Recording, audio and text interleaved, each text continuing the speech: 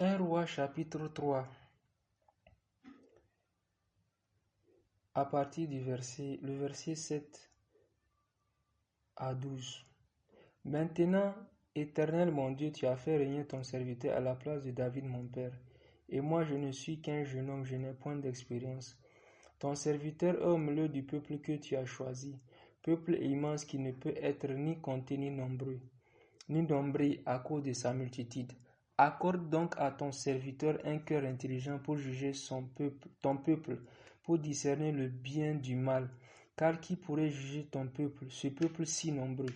Cette demande de Salomon plut au Seigneur, et Dieu lui dit, puisque c'est là ce que tu demandes, puisque tu ne demandes pour toi ni une longue vie, ni les richesses, ni la mort de tes ennemis, et que tu demandes de l'intelligence pour exercer la justice, voici j'agirai selon ta parole. Je te donnerai un cœur sage et intelligent, de telle sorte qu'il n'y aura eu personne avant toi, et qu'on ne verra jamais personne de semblable à toi. Ah, le Seigneur dit ceci, il dit, puisque c'est là ce que tu demandes,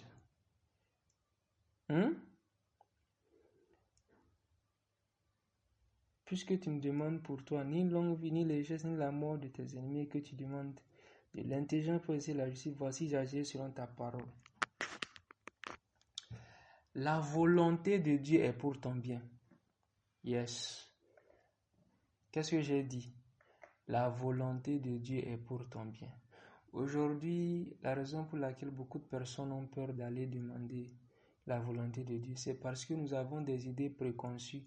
Nous avons écouté des histoires comme quoi, si tu demandes à Dieu, ça va être... En fait, je ne sais pas comment nous en sommes arrivés là à croire que Dieu... En fait, Dieu veut toujours... Ce que tu veux là, c'est le contraire que Dieu veut. Je ne sais pas où nous sommes allés apprendre ça. Comme quoi, si tu dis que c'est pourquoi beaucoup de personnes ne veulent pas prier, parce qu'elles se disent que si je prie, Dieu va dire non. Dieu va dire non. Ça va être le contraire. Ça va être le contraire de ce que je veux. C'est pourquoi elle dit, ah non, je ne vais pas prier Dieu. Parce que si je prie, Dieu va dire non. Ça va être le contraire de ce que je ne veux pas. Donc, des fois, les gens ne l'avouent pas, mais dans leur manière de parler, tu sens que c'est ça. La personne a peur d'aller demander Dieu. Parce qu'elle s'est dit, si je demande, il va dire non. Et non seulement il va dire non, c'est que là où tu ne veux pas aller, c'est là-bas il va t'envoyer. Hey! Seigneur, où est-ce que nous sommes allés apprendre ça? Dis que c'est ce que tu ne veux pas là. Là où tu ne veux pas aller là. C'est ça que Dieu veut. Et c'est là-bas qu'il va t'envoyer. Dans le passage que nous avons lu, Salomon a fait une prière à Dieu. Et Dieu a dit, comme c'est ce que tu demandes, je vais te l'accorder. En fait, Dieu a agréé la demande de Salomon. Dieu a agréé la demande de Salomon. Dans un autre passage, dans 2 Chroniques chapitre 1, la même histoire est donnée. Mais là-bas, on donne un autre détail. Je pense, si je ne me trompe pas, Dieu va dire à Salomon, puisque c'est là ce qui est dans ton cœur. Puisque c'est là ce qui est dans ton cœur. Ici, la volonté de Dieu n'était pas contraire à ce que Salomon voulait. Est-ce que vous comprenez ce que je suis en train de dire? La volonté de Dieu n'était pas contraire à ce que Salomon voulait. Dieu n'est pas toujours contre ce que tu veux. Oui, c'est ce que je veux dire. Dieu n'est pas toujours contre ce que toi tu demandes. Non. Dieu n'est pas toujours contre. Pas du tout. Le Seigneur a dit à ses disciples, il dit, jusqu'ici vous n'avez rien demandé. Demandez afin que votre joie soit parfaite. Oui. Et le Seigneur nous accorde certaines choses pour que nous en jouissons. Oui, il donne ça pour que nous en jouissons. C'est la volonté de Dieu que nous vivions bien. C'est la volonté, il dit, et mon Dieu pour vous couvrir de toutes sortes de grâces, de sorte que possédant toujours en toute chose de quoi satisfaire à tous vos besoins, vous en ayez encore suffisamment pour toute bonne œuvre.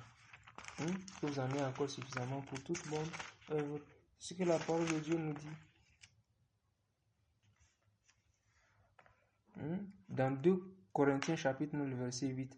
Et Dieu peut vous combler de toutes sortes de grâces afin que possédant toujours en toute chose de quoi satisfaire à tous vos besoins, vous ayez encore en abondance pour toute bonne œuvre. C'est la volonté de Dieu que vous ayez des surprises. Le verset 9 dit, selon qu'il est écrit, il a fait des largesses, il a donné des indigents, sa justice subsiste à toujours. C'est la volonté de Dieu que tu sois dans l'abondance. C'est la volonté de Dieu que tu sois en bonne santé. C'est la volonté de Dieu que tu ne manques de rien, que tous tes besoins soient pourvus. Ça, c'est la volonté de Dieu. Et la parole de Dieu nous dit ceci. Il dit que tout ce que chaque fois que nous prions, si nous savons que si nous demandons quelque chose selon sa volonté, il nous écoute. 1 Jean chapitre 5, le verset 15. Et si nous savons, le verset 14 d'abord, 1 Jean 5, 14, nous avons auprès de lui cette assurance que si nous demandons quelque chose selon sa volonté, il nous écoute. 15. Et si nous savons qu'il nous écoute, quelque chose que nous demandions, nous savons que nous possédons la chose que nous lui avons demandée. Vous entendez ça? Si tu demandes une chose à Dieu, ce n'est pas toujours que Dieu dira non. Ce n'est pas toujours que Dieu dira non. Si cette chose est cadre avec sa parole, Dieu peut te l'accorder. Oui. Ce n'est pas toujours que la volonté de Dieu est contraire à ce que nous voulons. Pas toujours. Pas toujours. Pas toujours. Cela dit, il peut arriver que ce que Dieu veut pour toi soit différent de ce que toi tu veux pour toi-même. Que ce soit différent. Et les gens pensent que c'est toujours comme ça, alors que ce n'est pas le cas. Mais même quand c'est comme ça, vous savez quoi? C'est pour ton bien. Écoute-moi, les plans de Dieu pour toi, ce que Dieu veut pour toi, va au-delà de tout ce que tu peux vouloir pour toi-même. Dieu est de ton côté, il n'est pas contre toi. Dieu veut ton bien plus que toi-même. Oui, Dieu veut ton bien plus que toi-même. Dieu veut ta réussite plus que toi-même. Dieu ne veut pas que tu vives de façon misérable. Non. Non.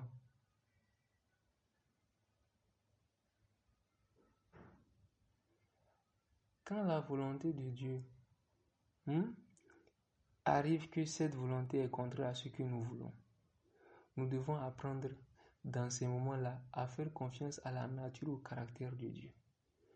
Dieu est bon. Il dit ceci, il dit, lequel des pères, si son fils lui demande du pain, il va lui donner une pierre. S'il lui demande un œuf, il va lui donner un scorpion. Ou s'il demande un poisson, il va lui donner un serpent. Et d'ici les hommes méchants comme ils sont, ça donne de bonnes choses à leurs enfants. Combien plus Dieu ne donnera-t-il pas le Saint-Esprit à ceux qui le demandent? Le Saint-Esprit est celui qu'il a demeuré à donner comme don. Et la Bible dit que s'il ne nous a pas reçu son Fils, son unique, comment donc ne donnera-t-il pas toutes choses avec lui? Il t'a donné ce qu'il a de plus précieux, il ne va pas te refuser le reste. Dieu veut ton bien. Il dit les hommes, ok, si Dieu dit ça au sujet des hommes, pourquoi crois-tu que de lui-même il va faire cela? Si tu demandes du pain, ce qu'il va te donner c'est du pain. Dieu ne va jamais te donner une pierre à la place. Jamais. Jamais. La volonté de Dieu, j'ai dit, peut sembler parfois contre ce que nous voulons. Mais cette volonté est pour ton bien. Oui, cette volonté est pour ton bien. Cette volonté est pour ton bien.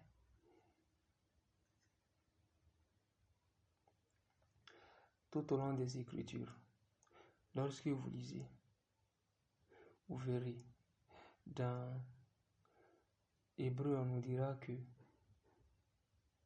toutes ces personnes de qui Dieu a dit qu'ils avaient, de qui on a rendu témoignage. Toutes ces personnes-là qui étaient des hommes de foi, ne sont pas entrés dans les choses que Dieu leur avait promis. Pourquoi? Parce que Dieu avait en vue quelque chose de meilleur pour eux. Vous entendez ça? Dieu avait en vue quelque chose de meilleur pour eux. C'est ce que Dieu a en vue pour nous, quelque chose de meilleur. Dieu est bon, c'est sa nature. Et la manière dont il prouve sa bonté, c'est dans ce qu'il fait pour nous. Dieu est intéressé par ta vie. La Bible dit qu'il connaît le nombre des cheveux qu'il y a sur notre tête. Dieu s'intéresse à chaque aspect de notre vie.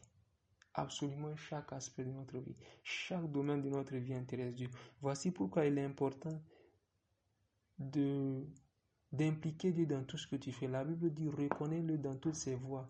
Dans toutes tes voies, il aplanira tes sentiers.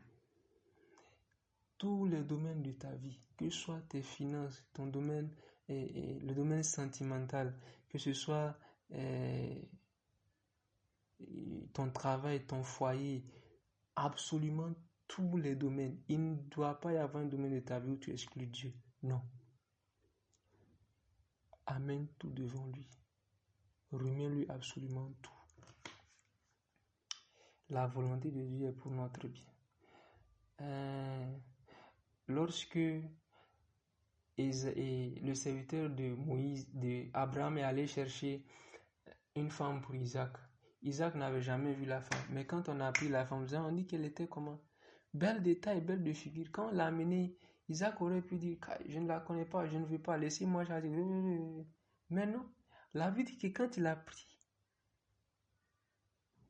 Rebecca, qu'est-ce que la Bible dit que et Isaac fut consolé après avoir perdu sa mère. C'est que la femme a amené la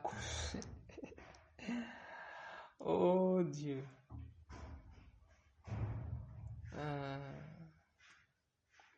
La volonté de Dieu est pour ton bien.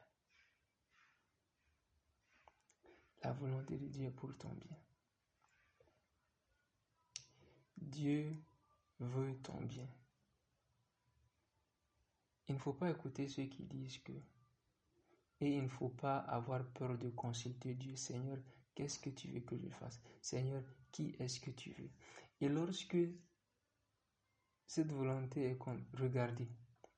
Hi, thank you Jesus. Bien aimé, même si vous dites que vous n'allez pas consulter, Christ même, dans le jardin d'Éden, qu'est-ce qu'il a fait? Il a lutté. Père, non pas ce que je veux, mais ce que tu veux. Il a lutté. Mais est-ce que vous vous rendez compte qu'avant qu'il aille là-bas, quand on lisait les Écritures, on disait quoi? Sa renommée se répandait partout. Sa renommée se répandait partout. Les foules venaient à lui, on n'entendait pas lui. Mais comme c'était la volonté du Père qu'il meure sur la croix, qu'est-ce qui s'est passé? Après, qu'est-ce qu'on dit dans Philippiens? C'est pourquoi aussi, dans Philippiens chapitre 2, le verset 9, c'est pourquoi aussi Dieu l'a souverainement élevé, il lui a donné le nom au-dessus de tous les noms, afin qu'au nom de Jésus, tout genou fléchit dans les cieux, sur la terre, et dans les eaux plus bas que la terre. Ça dit que Dieu a élevé son nom, Dieu a confié une autorité sur son nom qui le place au-dessus de tous les autres. Pourquoi? Parce qu'il est allé à la croix. Maintenant, par son sacrifice à la croix, en obéissant à la volonté du Père, ce qu'il avait sur la terre quand il était ici n'était rien comparé à ce qu'il a eu par la suite. Aujourd'hui, tous les hommes vont à lui. Regardez ce qu'il est devenu aujourd'hui. Regardez qui il est. Il est le centre du monde. Il est la lumière du monde. C'est le même chemin que le Seigneur veut nous montrer. En faisant cela, le Seigneur nous montre la voie pour nous montrer que quand tu choisis le Seigneur, quand tu décides de... Des fois, la volonté est difficile à accepter. Mais regardez, si tu peux faire ce que le Seigneur a fait dans le jardin de Gethsémani, la fin sera glorieuse. Tu béniras Dieu pour ça. La volonté de Dieu est pour ton bien.